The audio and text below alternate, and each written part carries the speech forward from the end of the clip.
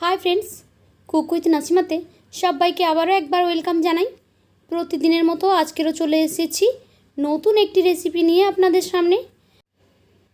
আজকের বানাবো lemon rice recipe.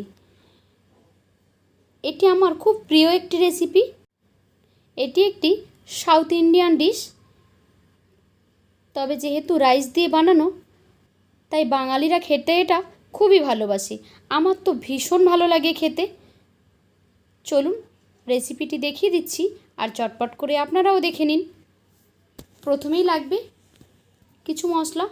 আমি নিয়েছি 2 চামচ মুগ ডাল, 2 চামচ ছোলার ডাল, 1/4 কাপ চীনা বাদাম, 1/4 কাপ কাজু বাদাম, 1 চামচ আদা কুচি, কারি পাত্তা কয়েকটা, আর নিয়েছি শুকনো লঙ্কা 3টে, নিয়েছি কাঁচা লঙ্কা 2টো। এখন গ্যাসে একটি কড়াই বসিয়ে দিয়েছি। কড়াইটার মধ্যে আমি দিয়ে দিলাম 2 টেবিল চামচ মতো সাদা তেল। এখন এর মধ্যে দিয়ে দিলাম ছোলার ডালটা, সেই সঙ্গে দিয়ে দিলাম বাদামটা। বাদাম আর ছোলার ডালটা ফ্রাই হতে একটু সময় লাগবে, সেই জন্য এই দুটোকে আমি আগে দিয়ে নিয়েছি। একটু সময় নাড়াচাড়া করে নিয়ে এখন আমি এর মধ্যে দিয়ে দেব আমরা যে মুগ ডালটা রেখেছিলাম সেই মুগ ডালটা। এখন এই সবগুলো ডালকে কিছুক্ষণ সময় নিয়ে একদম লো ফ্লেমে আস্তে আস্তে এগুলোকে আমরা ফ্রাই করব। ভাজা হয়েছে কি না আপনারা একবার বাদাম তুলে চেক করেও দেখে নিতে পারেন। এখন কিছুক্ষণ এগুলো ভাজার পরে দিয়ে দিলাম আমি গোটা সর্ষে, আর দিয়ে দিলাম আদা কুচিটা। আপনারা চাইলে বাটা আদাও এখানে দিতে পারেন। যেহেতু সবগুলো গোটা গোটা ইউজ করেছি তাই আমি আদাটাকে ছোট ছোট কেটে নিয়েছিলাম। দিয়ে দিলাম 3টে শুকনো লঙ্কা, আর দিয়ে দিলাম 2টো কাঁচা লঙ্কা। কাঁচা লঙ্কাটাকে আমি একটু চিড়ে দিয়েছি, তাহলে ফ্লেভারটা ভালো আসবে। এখন এর মধ্যে দিয়ে দিলাম কাজু বাদাম আর কারি পাতা। এই সব কিছুকে একটু সময় নিয়ে আমরা ফ্রাই করে নিচ্ছি। এখন দিয়ে দিলাম এখানে আমি 1 চুটকি মতো হিং। হিং আর কারি পাতা দিলে এর ফ্লেভারটা ভীষণই স্ট্রং হয়।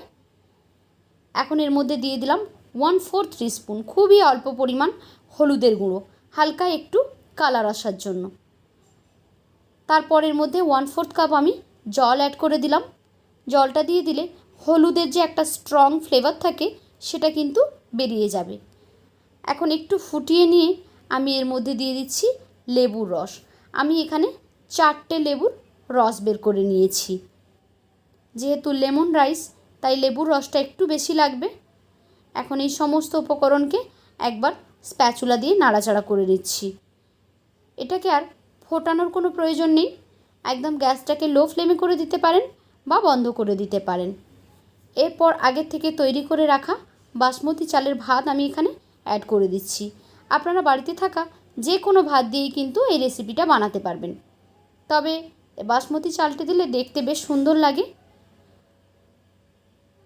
ভাতটাকে একটু শক্ত শক্ত রাখতে হবে, যেভাবে আমরা পোলাওয়ের চাল রান্না করি বা বিরিয়ানি রাইস রান্না করি সেরকমই শক্ত রাখলে হবে। এখন এই সবগুলোকে একসঙ্গে নাড়াচাড়া করে নিচ্ছি। আবারও বলছি, গ্যাসটা আপনারা বন্ধ করে দিতে পারেন কিংবা লো ফ্লেমে একদম রেখে দেবেন।